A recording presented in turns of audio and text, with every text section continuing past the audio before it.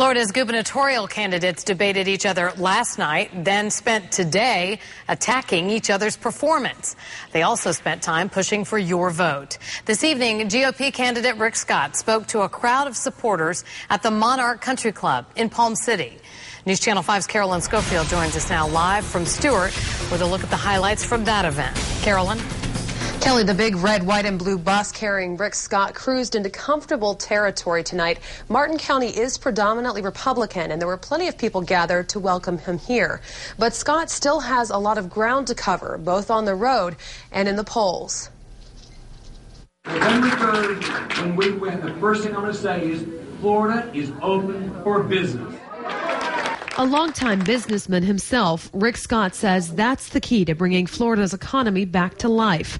Scott spoke to a room full of supporters in Palm City tonight, wrapping up a long day of touring. Scott, his wife, daughter, and mother plan to spend the next week on this bus, hitting every corner of the state. I've done a lot of things on this campaign that I never thought I'd do. I didn't think I'd do a commercial.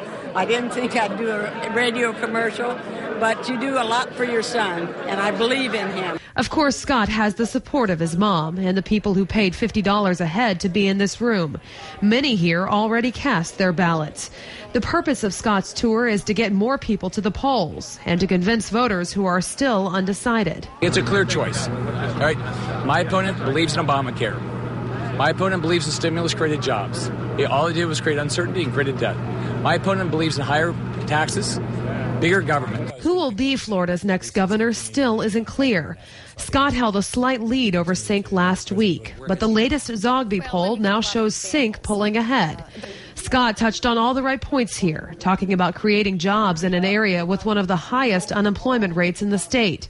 The tour bus heads to Okeechobee tomorrow, then stops in Vero Beach Thursday.